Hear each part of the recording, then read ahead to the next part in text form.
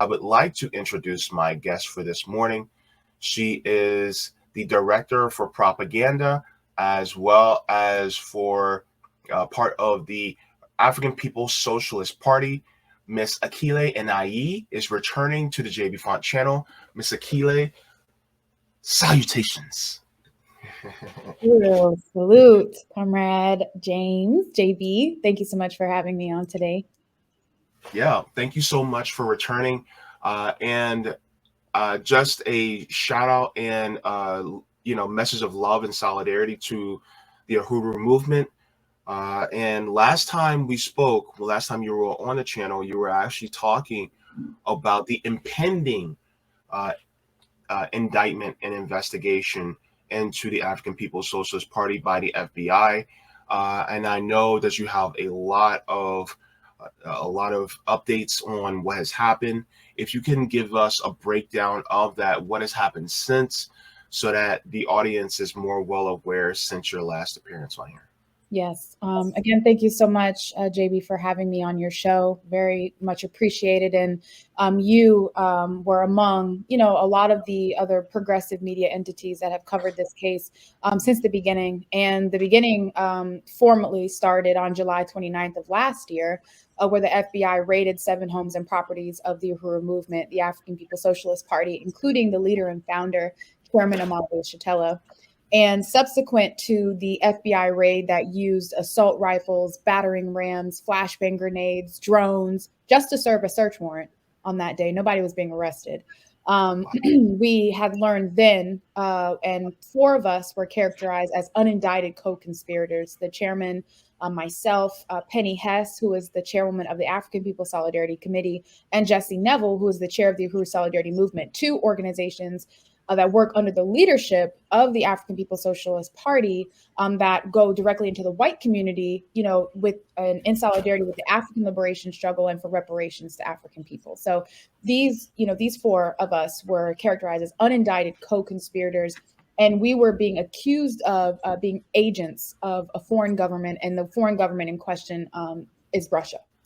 And so this is what we learned at that time. And subsequent to the attacks, before I get to the indictments, we were experiencing different types of attacks on our movement, including the arrest of one of our mass members. The Uhuru Movement member was arrested in October on terroristic threats. But it really turned out to be an attempt to interrogate and investigate him and his relationship to the Uhuru Movement. They've also, and we say the FBI, we say the U.S. government, in their attacks on us on January 7th of this year. We were under contract to purchase a building, which is what we've been doing in St. Louis, Missouri, for the past several years, rehabilitating the Black community there that's being ravaged by gentrification, police containment, and poverty and exploitation. So we go in and do what we've always done, which is to put institutions, programs, and political work on the ground to transform the lives and conditions of our people. And as a part of this project, we were in contract to purchase a building that was formerly a church. That building also happened to be right across the street from the home of Chairman Omali Yeshitela.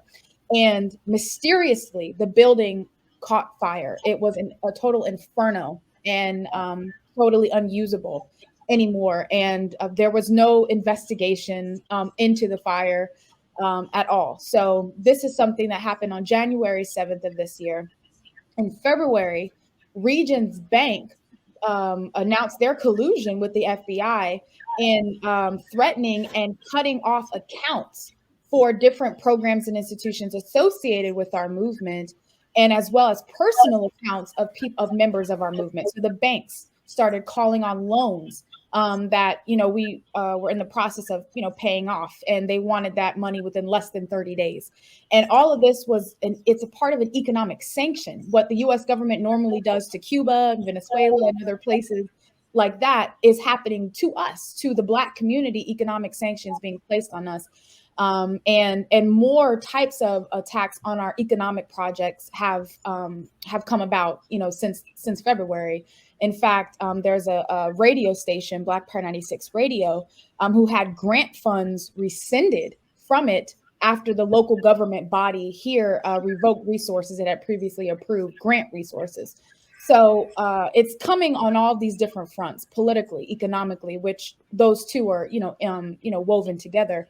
And on April 18th of this year, an indictment was formally issued by the US government, the Department of Justice. And let me clarify, Joe Biden, Democratic Party Department of Justice, and announcing indictments for Chairman Amalia Shatella, Penny Hess, and Jesse Neville. And the indictment now accused, like very clearly accused the chairman Penny and Jesse of being not. It wasn't FARA anymore, the Foreign Agents Registration Act law that they were using. What they were using was an act that's considered espionage light, and which is a more serious type of accusation, but it's also more ridiculous accusation that the chairman, who's been involved in political struggle for 60 years of his life, coming out of the civil rights era as an organizer with the Student Nonviolent Coordinating Committee, who has experienced firsthand the conditions of his community and then assumed responsibility to change it, has dedicated his life, has faced assassination attempts, has experienced imprisonment, political imprisonment over his lifetime. Now he's a Russian agent. This is what the government is literally saying. And to the white people who have been indicted, saying that you can't, work under the leadership of African people. You can't work for reparations to African people. That if you're not working on our behalf, if you're not working to forward the interests of colonizers and colonialism, then you too can be indicted by the U.S. government and accused of being agents. And what was notable, though, was that I was not in the indictment, or I was not indicted, and I'm still considered an unindicted co-conspirator. So that could change at any moment. But at that time, they were not pursuing an indictment, and what that reveals is that their whole case is flimsy. I mean, it has nothing, has no steam whatsoever, and this was just kind of like and we've known that all along. But with this indictment, and then you're not indicting the candidate who you accuse of taking funding from a foreign government and things like that, you can't even make an indictment on that person because it's all BS. So this is what happened subsequent on April 18th. I know I've said a lot, but I just wanted to be able to show the extent of this attack, that it hasn't gone away, and that on May 2nd and May 8th, Chairman Penny and Jesse had their arraignments, their court appearances, their quote unquote self-surrender, where they were put in handcuffs and leg iron chains and brought before a judge and given a conditional bond, where they had to turn over their passports. They have now this, it's almost like a probation officer, and they have to walk this very tight rope before there is even a trial. Any mistake, any traffic ticket, they could be put in jail until a trial happens. So this is the kind of circumstances that were imposed on our leaders, our comrades who are still organizing, to be able to carry out this work. But also with all of these attacks, the movement continues to grow. And that has been so profound. I guess we can talk about that, but that's what's happened, Comrade JB. Whoa. Okay. So, one of the things that really just caught me by the neck when you said it was that you guys are being indicted like they're doing Cuba, or what they would do to DPRK, or what they would do to Russia. Mm-hmm. And this is a community organizing, a community building organization that focuses on the Black community in order to build ourselves up, not just economically, but also socially. And because of even some innocuous communication with somebody from Russia is considered Russian collusion. That's wild. Because if communicating with somebody from Russia is Russian collusion, then wouldn't any type of communication between Joe Biden and Vladimir Putin be considered collusion? I would ask that same question. So And then it's like, okay, then if by their logic, then the call's coming from inside the house, right? I mean, am I am I because that's what I'm thinking. I'm like, okay, what if this person who is Russian is pro America? Is that collusion? right, and if I could, I think what part of the question that's being raised is around the question of law and this whole concept of quote unquote democracy. And what it's revealing with this attack on us is that there are no democratic rights for Black people in this country, and never have been, and Well, that also the law applies only and is created by those who are in power. And so yeah. they have the ability at the same time they're enforcing their so-called law against us, which is normally law to be able to keep us in this situation. They can in turn violate their own law, and or change the law to be able to suit whatever their interests are at the time. Their interest being in to destroy this movement, and their interest to be able to do the very things that we're being accused of. And, if you don't believe me, look at what's happened for Hunter Biden. I mean, all of the cover ups and all the schemes and things like that to cover Joe Biden's son and to cover Joe Biden himself. And this can happen on one hand, but it's our leaders who are facing, 10, 15 years in prison. Rules for thee, but not for me, right? Right. Yeah, and one of the things you also mentioned, and I know you wanted to get into this a little bit later, but has this had a counter effect than what the feds actually wanted? Because this has shined a more bigger spotlight on the Uhuru movement, which it caught my attention and it caught a lot of our attention. And now a lot of us are saying, yeah, why are you guys attacking them? Because this ain't right. So now we're looking more into the Uhuru movement. We're like, oh, you guys are doing all this amazing stuff for the community. Let's go and try to support them a little bit better. How has the outpouring of support been for you guys? Yeah, I think that was something we noticed almost immediately day one, because this flood of support started pouring in. And now millions of people have been able to see the Uhuru movement, maybe had never had access to us or seen us before. And we've been around for more than 50 years, but we are concentrated in the communities. And so, in terms of this kind of presence, knowing about who we are, what we do in our history, that was all able to come to the surface because part because of what they've done. And in terms of offering us now this platform to be able to increase the exposure, but also to just bring to light the positions, the analysis that the chairman has been hammering in on for decades, about the conditions of the world and why things are the way they are. People are able to hear this now, when they may have not have had it before. So this is changing so many different things, and it's allowing us to influence a lot of the discussion. And they attacked us part because what they assumed is that they could attack a group that they deemed unpopular, and specifically attacking a group where they could win the majority of white people in this country against. Oh, that's a Black Power organization. They're talking about revolution. They're talking about all this kind of stuff. So, we got to be afraid of them. So that's what they do. They're trying to win, because this is not about law and whether or not we did what they say we did and we didn't do what they said we did. But that's their ability to fabricate this whole thing. So what we're experiencing now is a court of public opinion.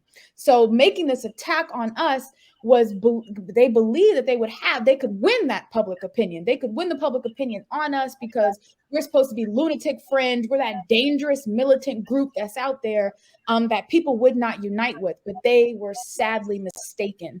And they use tactics like this because when they are able to get away with what they do to us, then that opens the door for them to be able to do this to anybody. Because once they violate it and they take away the right to freedom of speech, there is no more freedom of speech in this country. Like there is none, and that illusion is shattered. And they can come in with battering rams and drones anytime you say anything that that is out of line where the U.S. government is trying to go their trajectory. So this becomes open season for everyone, not just activists, some regular people in their homes, because you're under surveillance 24/7. This is the kind of thing that can happen to you if it happens to us. And this is what has been recognized by people even like Tucker Carlson, Glenn Greenwald, and all, these other forces that ordinarily might not agree with us on any other question, but they can recognize that this is a very slippery slope, just a very dangerous kind of opening to the violation of constitutional rights for everybody.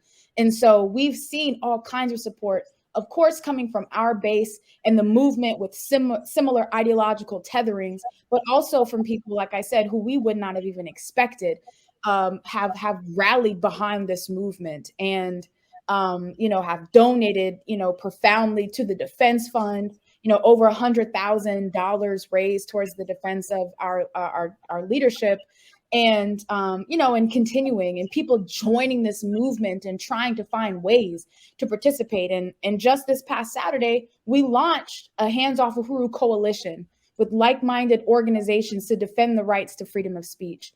And I also have to mention people like yourself who represent, a media that is, reflecting the interests of oppressed peoples around the world, where you have a bourgeois media that reflects their narrative, their position, and it's trying to shore up, the public opinion around us. But then there are forces like you who are out there who are making it possible for the people to see something different versus what it is that they are constantly beaten over the head with. So it's all this stuff is being pulled together, and they tried to isolate us with this attack, but they failed miserably. Yeah. And it's kind of funny because when you look at the government, they're very unpopular. And it's their hubris that thinks that they're popular enough to peg someone or some group as bad, when in reality, that's like putting the parental advisory sticker on a rap album. That's how you know it's going to be good, right? They put a parental advisory on your group. And now everybody's like, oh, snap, it's popping. Let's go. Let's go with the Uhuru Movement. Let's see what they're all about. And the thing is that because we see what they're doing in real time, and the fact is that you're shining a light on it, independent media like me, RBN, Heartlands Media, Savvy Sabs, we're all shining a light on it as well. And so because that we're doing it, a lot of people are going, oh, wait, no, these corporate dictators are using the government as a tool in order to keep us in line. And one of the things I loved that you said was basically, and I got to give you your flowers on this. Bad Cookie says, speak. Akile is warning all of us. I hope we are listening. When they say listen to Black women,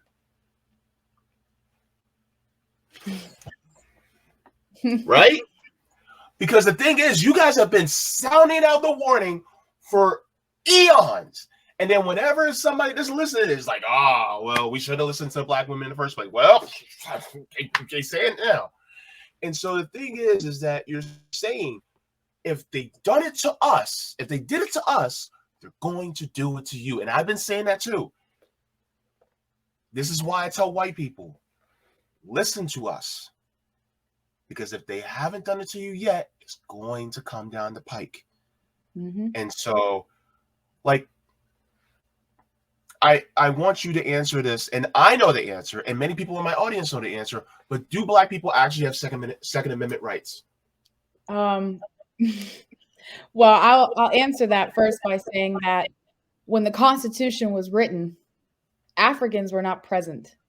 And when we were enslaved in this country, we weren't even considered human beings when this Constitution was drawn up.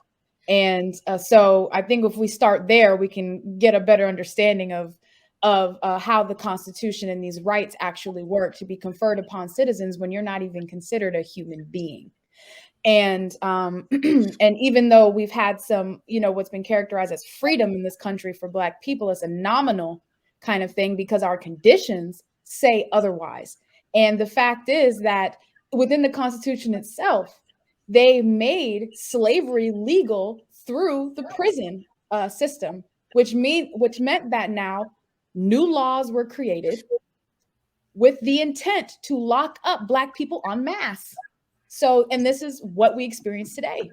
So when we look at any of the constitutional rights and how the US government has acted on Black people for exercise, we've been accused, and this is literally when the indictments came down, we've been accused of weaponizing free speech. Now, the point of free speech is it is a weapon. I'm telling you. And that's the reason why they wrote it in the Constitution when they were fighting for their free speech to oppose whatever the king in England was saying when they were tethered, to their mother country more formally.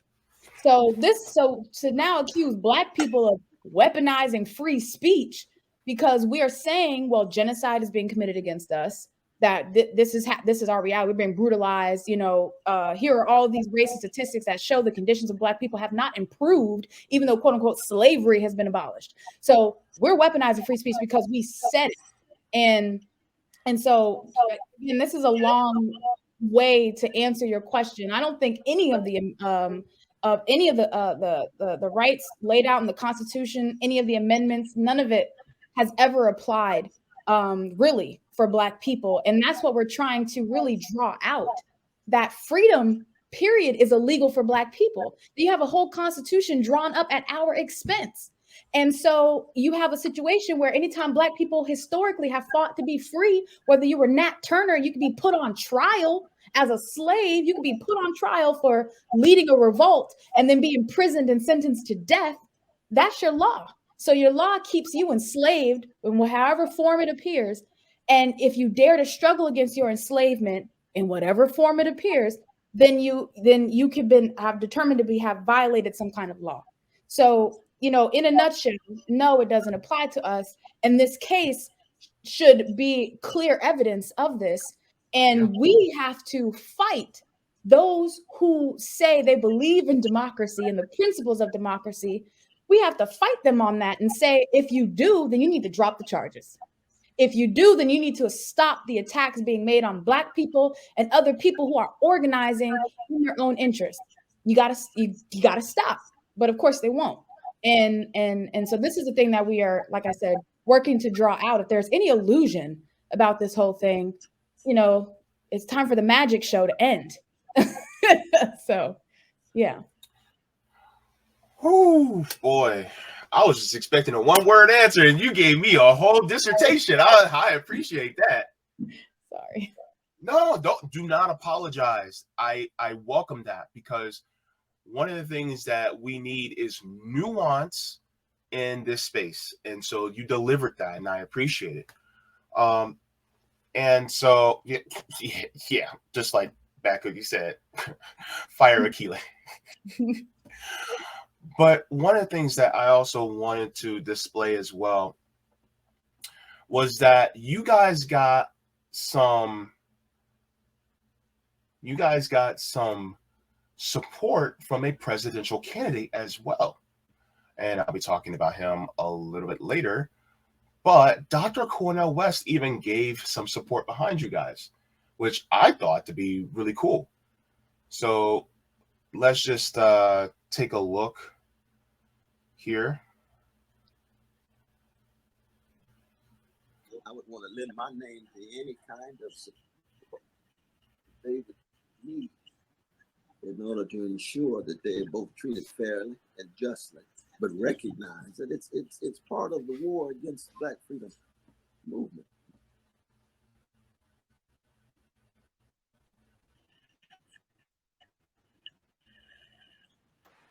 Do what one can and all that one can in order to defend the rights and liberties of our brothers and sisters at the African People Socialist Party, I had wonderful dialogue with a sister in San Diego. In fact, we were talking about the Burning Spear, the newspaper.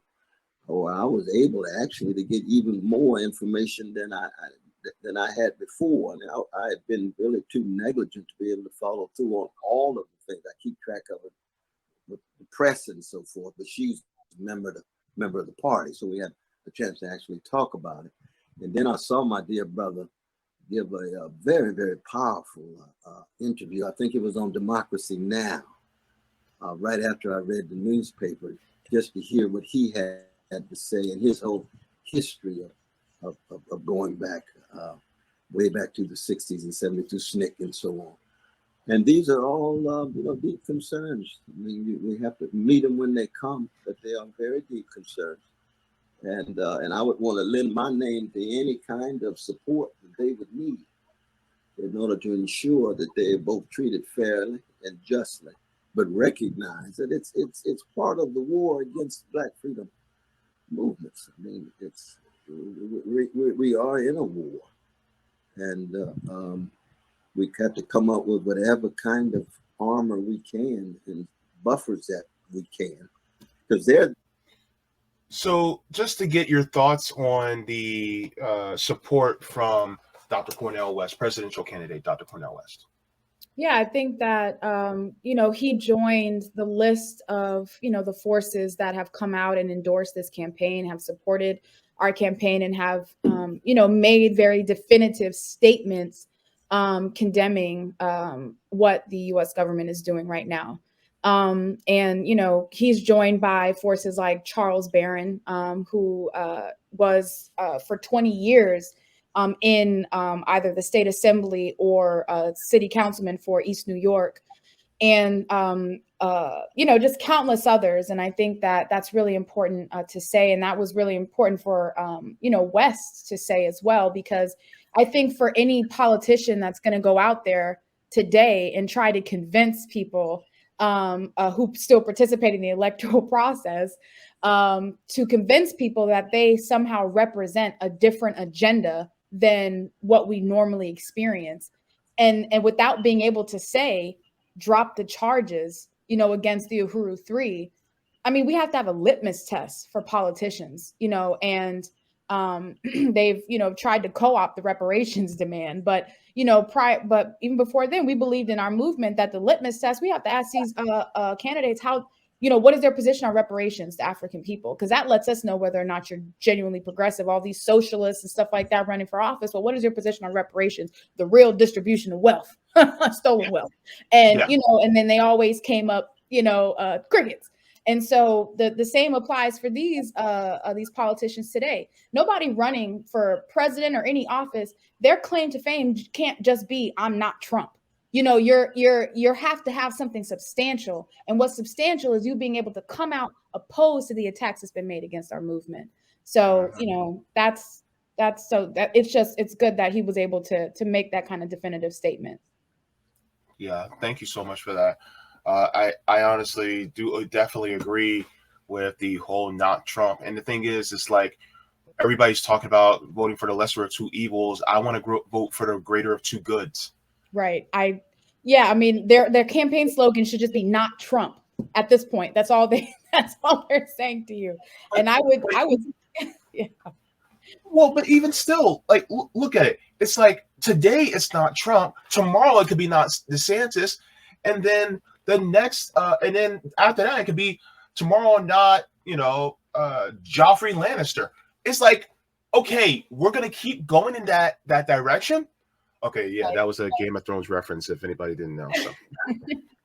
Well, yeah, and I would just be quick to say that Joe Biden can't hide, that you can't call yourself not that. You're the same person and probably worse, because at least he's open about it. You like to hide your dirt, you like to hide your skeletons, and then attack us, in the process of that. So, he would tell you you're not Black if you don't vote for him, so there's no difference, between either of them. And the thing for us is that you have to come with, something that suggests that you're not the same. And it's really hard for politicians to prove that, because normally they are the same. Well, I would have to push back a little bit. because there is a difference between Biden and Trump. Trump is orange. Yes, that is true. And Yeah. Well, you concede to that point. yes, I can concede to that. Sleepy Okay. Joe All is not hitting the tanning salon. I can. Yeah. Because we all know that Trump is orange. Yes. We got to say it the hood way, orange. Orange. But another question I also wanted to ask you as well is, what are the next steps to fighting this attack from state powers that want to shut the African People's Socialist Party down? Well, I would call on people to, one, become a part of this Hands Off Uhuru coalition that was just launched. And you can learn more information about that at handsoffuhuru.org. And you can join this coalition as an individual or an organization, a media entity, whatever, however you want to participate in this process. But I wanted to extend that invitation because what we're experiencing, as was just mentioned by you, JB, is that majority of the people, not just in this country, but around the world, are disillusioned and are, not in favor of what it is that this government is doing. And they might not agree with Black liberation necessarily, but I would say also that the majority of the people on the planet are colonized and oppressed, exploited peoples. And so it's, we all are able to recognize our interest in the fight to, work to overturn a social system that wants to keep us in that situation. And so that's the sentiment of the majority of the peoples on the planet Earth, that the minority, in fact, are the bosses and the rulers of the world who are hell bent on keeping us living in misery and in suffering, to labor day in and day out for their benefit, to produce and reproduce life for them. That's, but that's the minority in the world. And the thing that they have is state power. They have the ability of the courts. They have the ability of the military to be able to enforce, this reality on all of us. But we can fight back and we can win this struggle. And the fact is that we gain nothing by sitting down and letting them do this to us. But we gain everything and then some, by fighting back, pushing back against this. So you all participating in this process right now can join the Hands Off Uhuru campaign, the coalition, and you can also donate to the Legal Defense Fund. This is, something that's really important. It is recognizing that these attacks on us are a part of, I mentioned economic sanctions, and it's a part of trying to prevent this movement from doing the work that it's done for decades, and that we have these community institutions, not as some poverty program, but as a program for Black people to seize power politically and economically over our own lives. That's what we do this work for. And so we have, institutions that deal with being able to, seize power over food production. We have institutions that are being built to serve Black women in the situation of infant mortality rate, and so having programs to train Black women doulas, and a health center for Black women to be able to get the adequate health care that they need in order to be able to deliver children safely. And these are the kinds of things, the work that we've done, that the governments have never done for us, have always made an excuse as to why it can't happen, even though they have the billions and trillions of dollars to make it happen. We've been able to pull it all together with donations from everyday people, to do what it is that we've done. That's what they're trying to attack. And so they want us to spend hundreds of thousands of dollars for legal defense, which is hundreds of thousands of dollars that would ordinarily go to the programs and institutions of our movement. So we need people to donate to handsoffahuru.org/donate as well. And like I said, make this campaign your campaign and take it out where you are and get as much information out about it as possible. And there's a wealth of information and how you can do those things at our website, again, handsoffahuru.org. Yeah. And that's so important because, I think I said this before, but Black people are the canary in the coal mine. Every time something happens, look at Black people and see something coming down the pipe that's going to happen to everybody else. Mm-hmm. I'm sure you're aware of Cop City and what's being done in Atlanta. If they're going to do it in one of the blackest cities in the country, it's going to be coming to a city near you as well. Yep. And as far as coalitions go, if you consider yourself a conservative, I don't care if you consider yourself conservative. If you see that your fellow Americans who look like us, our rights to free speech and assembly and things like this are being trampled upon, and especially if you're a gun-toting conservative and you are in a militia, why aren't you out here protecting us? Why aren't you out here saying, you know what, I don't agree with you on everything, but what they're doing against you guys is unconstitutional, and we're going to stand with you? Mm-hmm. Yep. Like, why? Why aren't you out here? I know some people who are more libertarian and slightly more conservative that are in militias that were out there for the Black Lives Matter protests, and they were out there, so thank you. But there's also other groups like the Uhuru Movement. You know, why aren't you guys out there helping them? Or, you know, could you guys be forming, you know, groups like theirs that also help the community in white spaces? Copy them, you know? And so I just feel like we need to do what the Black Panther Party did again, what you guys are doing again, is building coalitions in order to move this country into a people-centered direction instead of a corporate-centered direction. You know, my channel is tiny, but if you guys can share this, or I'll do even better. To anybody who has large channels out there, I dare you, have Akile Anai or Penny Hess, Jesse Neville, or Amali Shatella on. Have them on. Talk. Because the thing is that it can't just be limited to democracy now. It can't just be limited to people like Savvy Savs. It can't just be limited to people like Tara Reid. Like, have them on. Let's make this more bigger.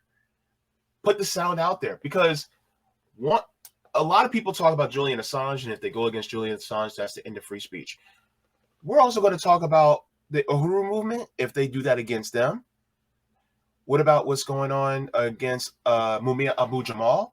Mm-hmm. We have to talk about all these people and center it around our rights are being trampled upon, what's left of our rights. Mm-hmm. So I think that's what's important. Your thoughts? Yeah, I think that is absolutely right. And it's a good challenge. And I hope that people do take that challenge. And I think what we're looking at is this whole system, because the fact is that any kind of rights that Black people have been able to acquire, to achieve, has come as a result of the relentless fight that we have made, up until now. And that fight has always been centered around being a free people, even if it was conscious of that or not, that our struggle was to be a free people. And even when we were struggling in this country for the right to vote, we were struggling for the right to have access to, a type of arena that could possibly forward the aims and objectives of Black power and self-determination. That's what we got in it for. And then it was co-opted, by liberals and the petty bourgeoisie, and, became something else entirely. But I'm saying all this because everything we've had to fight for, we've done it tooth and nail. We've shed blood, most instances, for everything it is that we have. And what this government is trying to do is take you back in time.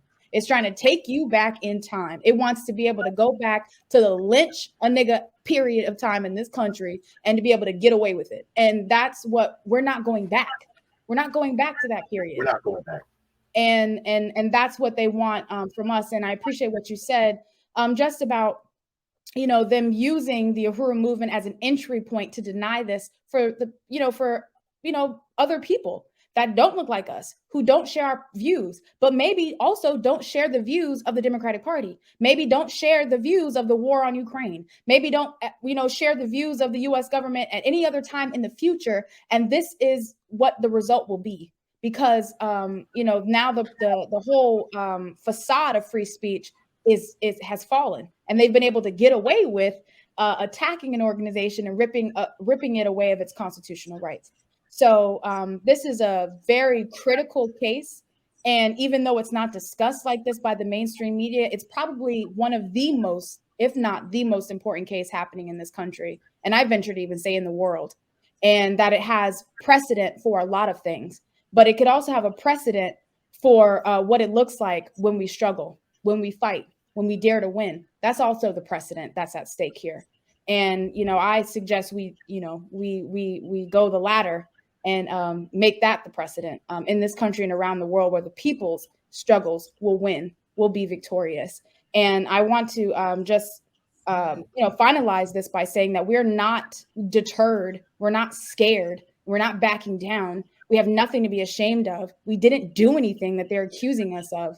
And we know that the real reason they're attacking us is because we dared to fight back. We dared to change our lives on our own terms, not having to beg for it, not having to plead anybody else for it, to be able to do it for ourselves. We did it.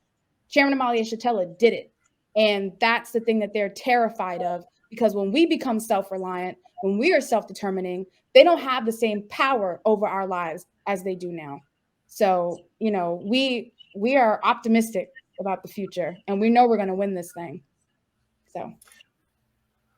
So hearing you say that made me optimistic. I just want to thank you so very much for coming on.